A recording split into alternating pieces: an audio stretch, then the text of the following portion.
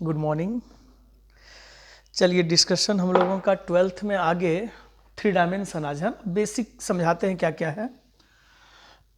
तो टॉपिक हम लोग 3 डायमेंशन ज्योमेट्री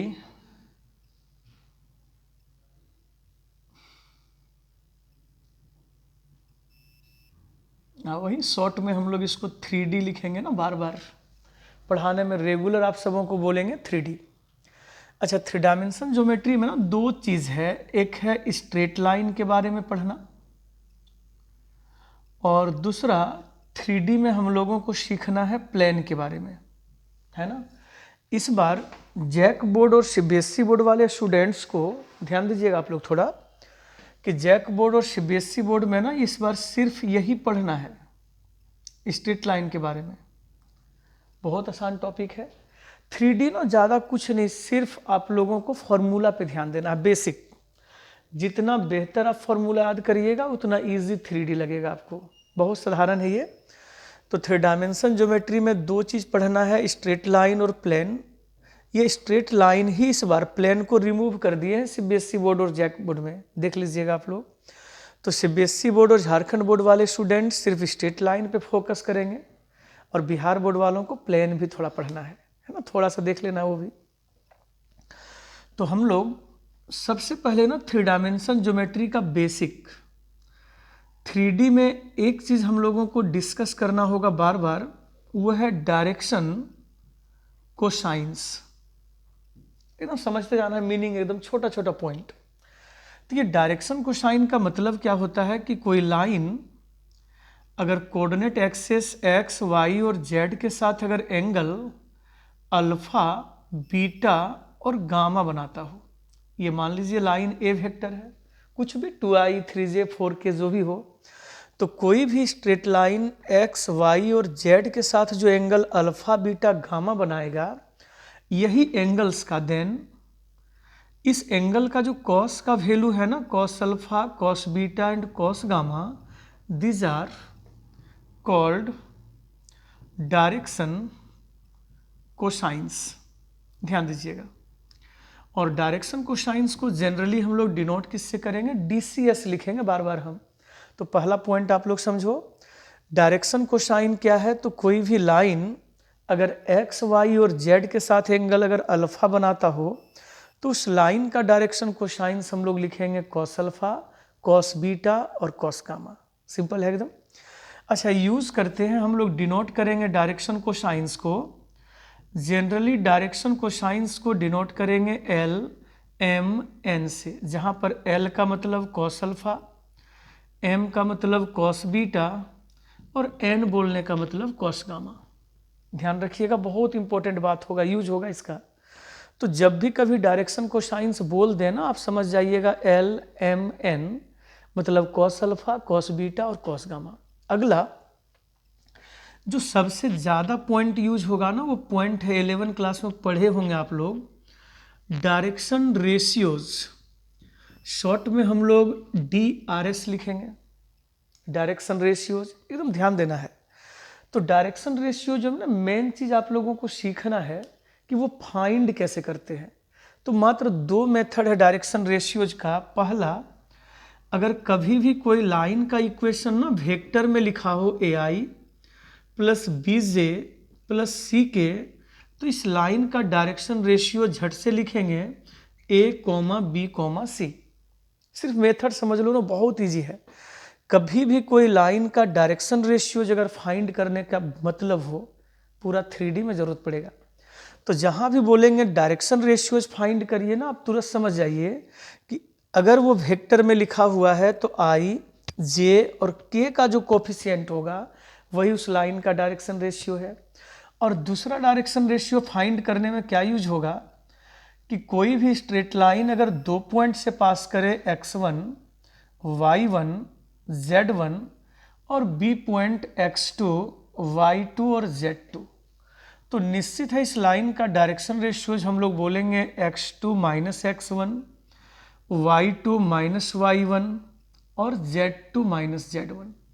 एक बार देख लो आप लोग बढ़िया से, फिर ध्यान दीजिए। कभी भी डायरेक्शन रेशियो की बात होगी, कभी भी आपके मन में दो ही मेथड आना चाहिए, अगर वो वेक्टर में लिखा हो तो आई, जे और के का कोफिशिएंट, और वही अगर ऐसे दो ठो पॉइंट लिख दें x1, y1, z1, x2, y2, z2, तो इस ए बी लाइन का direction ratios x2 minus x1, y2 minus y1 और z2 माइनस z1। ध्यान रहेगा। डायरेक्शन रेशियोज के बारे में ना एक बहुत इंपॉर्टेंट बात याद रखें कि direction ratios should be always integers. ध्यान से समझना है, डायरेक्शन रेशियो जब भी होना चाहिए ना वो हमेशा इंटीजर हो। मतलब एग्जाम्पल आप देखिए बढ़िया से, मान लीजिए किसी लाइन का डायरेक्शन रेशियोज 1/2, 1/3, 1/4 हो, तो ये लिखना गलत हो जाएगा। एकदम ध्यान से समझिएगा। कभी भी कोई लाइन का डायरेक्शन रेशियोज अगर फाइंड किए और वो 1/2, 1/3, 1/4 निकला, ये निकाल के छोड़ देंगे, गलत हो जाएगा। क्योंकि डायरेक्शन रेशियोज जब भी होना चाहिए वो हमेशा इंटीजर होना चाहिए, पूर्णांक राशि। तो इसका नियम क्या है, ये तीनों का एलसीएम ले लीजिए, तो 2, 3, 4 का लघुत्तम 12 आता होगा, 12। तो इन तीनों का एलसीएम जो 12 निकला ना, उसी से तीनों को मल्टीप्लाई कर दीजिए। कितना निकला था एलसीएम? 12। और ये भी 1/4 इंटू 12, तो यहाँ से 2 से कटा देंगे 6 बार में, ये 3 चौके 12, ये 4 तिहाई 12। ये तीनों इसका क्या होगा? Are direction ratios. पहले बात समझिएगा, डायरेक्शन रेशियोज जब भी कभी होगा, यही दो बात ना बार बार चर्चा में आएगा, दो ही। तो जहाँ भी डायरेक्शन रेशियोज बोलेंगे और वो लाइन अगर वेक्टर में हो तो झट से याद रखिए ना आई, जे, के का कोफिशिएंट। अगर वो दो ठो पॉइंट दे दें तो x2 minus x1, y2 minus y1, z2 minus z1 से निकाल लें। रेशियो जब भी कभी निकालेंगे वो हमेशा इंटीजर्स होना चाहिए। कभी मान लीजिए गलती से इंटीजर नहीं हो तो आप याद रखोगे, तुरंत इन तीनों का एलसीएम लेके जो निकलेगा उसी से तीनों को गुना कर दें, है ना। अब सीखना है कि डायरेक्शन रेशियोज का यूज कहाँ करेंगे। तो usages of direction ratios, DRS बार बार लिखेंगे। पहला use, angle between two lines. कोई भी दो ठो लाइन आपको दे दें और आपसे पूछें कि इस दोनों लाइंस के बीच का एंगल थीटा फाइंड करो। क्या बोले, आप समझ रहे हैं? तो डायरेक्शन रेशियोज का फर्स्ट यूज यही है कि कभी भी कोई दो ठो लाइन अगर दे दें और आपसे पूछें कि उसका एंगल फाइंड करिए कितना है, तो किसी भी तरीके से ना आप इस दोनों का डायरेक्शन रेशियोज निकाल लो, A1, B1, C1, और इस लाइन का डायरेक्शन रेशियोज निकाल दें A2, B2, C2। अभी हम बोले किसी भी तरह से निकाल दो, तो किसी भी तरह का क्या, रेशियो यही दो मेथड से निकलेगा, तो जो यूज होगा वो यूज करना है। और इसके बीच का एंगल का फॉर्मूला आप याद रखिए, cos theta equal to A1 A2 plus B1 B2 plus C1 C2 by under root A1 square plus B1 square plus C1 square into A2 square plus B2 square. ध्यान रखना होगा आप सबों को, सिंपल कुछ है ही नहीं। दोनों लाइंस का direction ratios A1, B1, C1, A2, B2, C2 निकाल लें और डायरेक्ट फार्मूला लगा दें। इसका दूसरा यूज परपेंडिकुलर प्रूफ करने में। परपेंडिकुलर लाइंस है ना, कोई भी दो स्ट्रेट लाइन दे दें और पूछें कि ये दोनों परपेंडिकुलर है, प्रूफ करिए, तो कुछ नहीं, ये दोनों में से जो मेथड सेट करे वहाँ से इसका डायरेक्शन रेशियोज निकाल दें। बस खाली लाइन का डायरेक्शन रेशियोज निकालना है, वही दो मेथड में से जो लग जाए, है ना। और परपेंडिकुलर होने के लिए याद रखिए A1 A2 plus B1 B2 plus C1 C2, ये कितना होना चाहिए? 0 के बराबर। वेक्टर में भी तो था जी, A डॉट B बराबर 0, वही होता है A1 A2 plus B1 B2 plus C1 C2 बराबर 0। तीसरा यूज, अगर पैरेलल प्रूफ करना हो, पैरेलल लाइंस, ध्यान देंगे आप लोग, कोई भी दो स्ट्रेट लाइन दे दें और बोलें पैरेलल प्रूफ करिए, तो फिर यहाँ पे इन दोनों का direction ratios A1 B1 C1, इस लाइन का direction ratios A2 B2 C2 निकालिए। ध्यान दे रहे हैं आप लोग, पैरेलल होने के लिए A1/A2, B1/B2, C1/C2 ये तीनों आपस में बराबर होना चाहिए।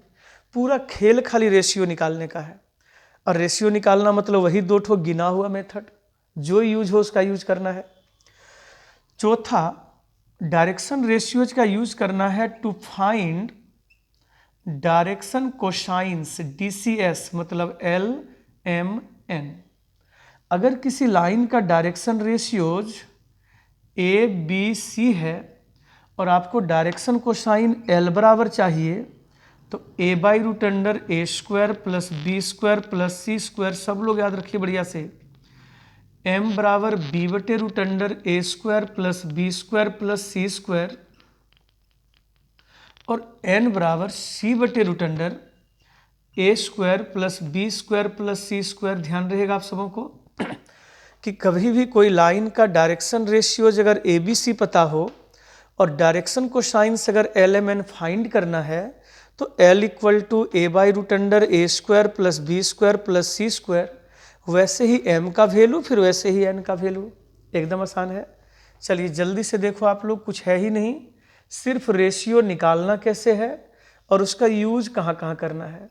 तो एंगल फाइंड करना, पैरेलल, परपेंडिकुलर और डायरेक्शन कोसाइन।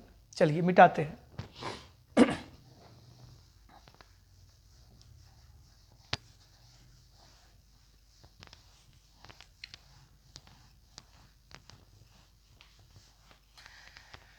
सब लोग ध्यान दें थोड़ा, ये L, M और N, इस तीनों को ना बढ़िया से आप देखो घर में, इन तीनों का स्क्वायर का जोड़ L² plus M² plus N² का वैल्यू हमेशा 1 के बराबर होगा।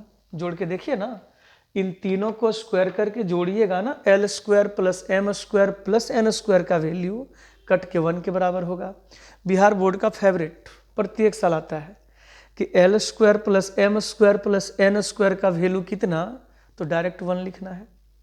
इसी जगह पे अगर L का वैल्यू हम लोग बात करें तो L ही तो कॉस अल्फा, ये कॉस बीटा, ये कॉस गामा ना, तो L के जगह अगर हम कॉस अल्फा रख दें, M के जगह कॉस बीटा और N के जगह अगर हम कॉस गामा रख दें, तो ये तीनों का स्क्वायर का जोड़ कितना होगा। बहुत इंपॉर्टेंट फॉर्मूला कि कभी भी दो ठो एंगल अगर दे दे कि कोऑर्डिनेट एक्सिस के साथ बना हुआ एंगल अल्फा और बीटा दे दिए 30 डिग्री और 60 डिग्री, और पूछे बताइए तीसरा एंगल कितना होगा, तो अल्फा और बीटा के जगह 30 और 60 पुट कर लें तो निश्चित है गामा का वैल्यू आप फाइंड कर लोगे। याद रहेगा ना। तो ये बहुत इंपॉर्टेंट रिलेशन है, इसको ध्यान रखिएगा।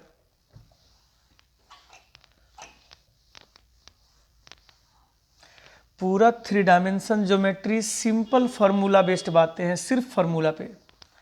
जितना बेहतर फार्मूला आप लिख पाइएगा उतना इजी बनेगा ये टॉपिक। चलिए, मेन चीज क्या बात हो रहा था, डायरेक्शन रेशियो निकालने का मेथड। तो जब भी कभी कोई भी लाइन अगर वेक्टर में लिखा हो AI plus BJ plus CK, तो उस लाइन का डायरेक्शन रेशियोज IJ का कोफिशिएंट, और वही लाइन अगर कभी भी लिखा हुआ हो x1 y1 z1 और x2 y2 z2, तो उस लाइन का direction ratios x2 minus x1, y2 minus y1, z2 minus z1। Use कहाँ पे करना है, तो एंगल निकालना, परपेंडिकुलर, पैरेलल या फिर डायरेक्शन कोसाइन, ये 4-5 जगह पे यूज करते हैं। तो क्वेश्चन नंबर 26 एक्सरसाइज आप लोग शुरू करिएगा। देखो ना, 1 नंबर सवाल में क्या लिखे, लिख दिए किसी लाइन का डायरेक्शन रेशियोज 2, -6 और 3 है, यही लिखे है ना। डायरेक्शन रेशियो दे दिए और बोले डायरेक्शन कोसाइन फाइंड करो। तो यहाँ पर जी ये डायरेक्शन रेशियोज दे देना, इसका मतलब A का वैल्यू 2, B का वैल्यू -6, C का वैल्यू 3, सही है ना। ABC हम लोगों को दे दिए और पूछे L, M और N का वैल्यू फाइंड करो। समझे क्या बता रहे हैं। डायरेक्शन, सब क्या हिंट करना, सिंपल है एकदम। डायरेक्शन रेशियोज को जनरली ABC से डिनोट करें और डायरेक्शन कोसाइन को L, M, N से। तो यहाँ पर ABC का वैल्यू दे दिए और LMN पूछे हैं, तो L का value a by root under a square plus b square और प्लस सी स्क्वायर, मतलब 2/7 देख लो आप। तो घर में वैसे ही m का वैल्यू आप निकाल लें b बटे रूट अंडर इतना, और n का वैल्यू निकाल लें c बटे रूट अंडर इतना, वो तो आराम से निकाल लोगे आप। सही है ना। तो डायरेक्शन रेशियोज अगर दे दें और कोसाइन पूछा हुआ है, इसका मतलब l, m और n का वैल्यू। इसी में सवाल नंबर 2 ऐसे ही बना के दिखाते हैं हम। 2 नंबर में ना 2 ठो पॉइंट दे दिए, पॉइंट ए लिख दिए 1 0 0, पॉइंट बी लिखा हुआ है 0 1 1 ना, सही है। ए पॉइंट भी दिया हुआ है, बी पॉइंट भी दे दिए, और पूछे इस लाइन का पहले डायरेक्शन रेशियो निकालें, फिर बोले इस लाइन का डायरेक्शन कोसाइन निकालें। तो चलिए डायरेक्शन रेशियोज का फॉर्मूला बता दो इसका, x2 minus x1, y2 minus y1, z2 minus z1, है ना। तो इसका डायरेक्शन रेशियोज कितना निकला, -1 1 और 1। अब अपने पास a पता है, b डायरेक्शन रेशियोज मतलब ए बी सी, तो ए बी सी पता है, और आपसे पूछे डायरेक्शन कोसाइंस lmn का मान निकालो, तो फिर वैसे ही ना l का value a by root under a square plus b square plus c square -1 by root 3। घर में वैसे ही m भी निकाल दीजिए, वैसे ही n निकाल दें, ये फॉर्मूला तो पढ़े हैं जी। यही बोला ए बी सी पता हो तो l का वैल्यू a बटे इतना, m का वैल्यू b बाई इतना, n का वैल्यू c बटे इतना, डायरेक्ट फार्मूला खाली बैठाना है। ये बच्चा वाला काम है, क्लास में तो सब बताते भी नहीं है। चलिए इसी में क्वेश्चन नंबर 3 4 5 6 कोई भी आइए, 5 नंबर क्या लिखते हैं गौर से देखिएगा। 5 नंबर में A B C D 4 point दे दिए, पॉइंट ए बी सी और डी लिख दिए कि ये चारों पॉइंट परपेंडिकुलर है लाइन। तो पहले ए पॉइंट कितना दिए हुए हैं 4 1 2 लिख लेते हैं, बी पॉइंट कितना लिखे हुए हैं 5 p 0, सी पॉइंट कितना लिखा हुआ है तो 2 1 1 2 1 1, और डी पॉइंट कितना लिखे हुए हैं तो 3 3 -1। थोड़ा सा मन से समझना है जी, बढ़िया सवाल है। क्वेश्चन में पूछे, अच्छा 3 4 5 6 चारों सवाल यही है एकदम सेम।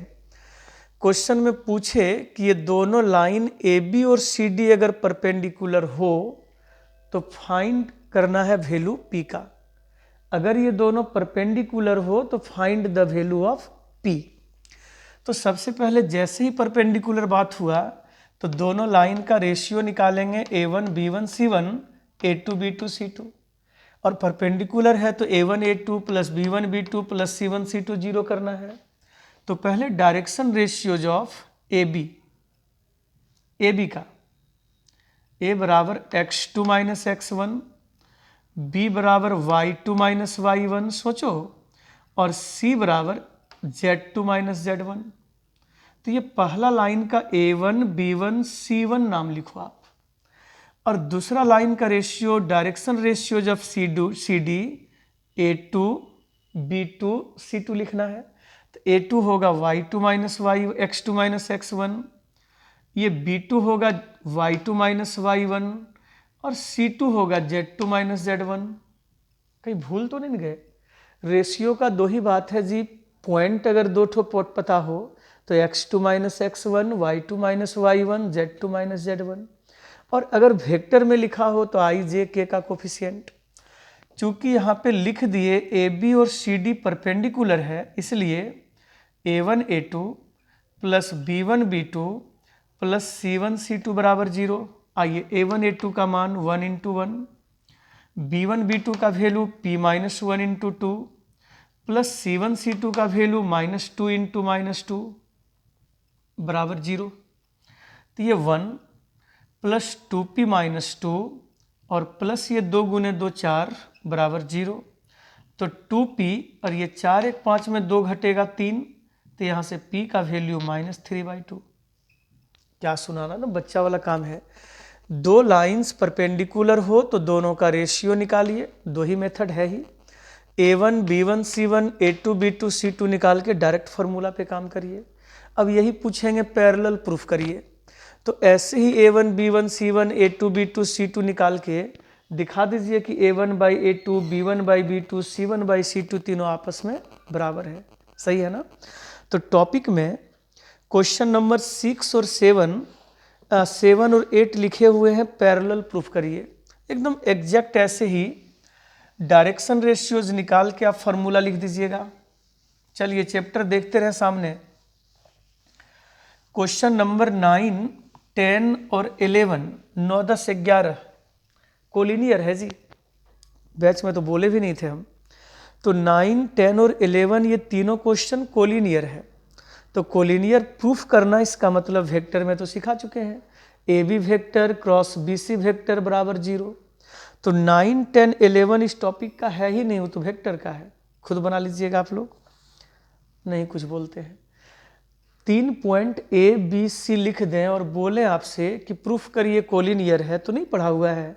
ए b vector cross b c vector, वही डिटर्मिनेंट से निकाल के 0 दिखा दो। अच्छा, क्वेश्चन नंबर 12, 13, 14 और 15 ये चारों सवाल में डायरेक्शन रेशियो दे दिए हैं, A1 B1 C1 और A2 B2 C2, और पूछे एंगल थीटा फाइंड करो।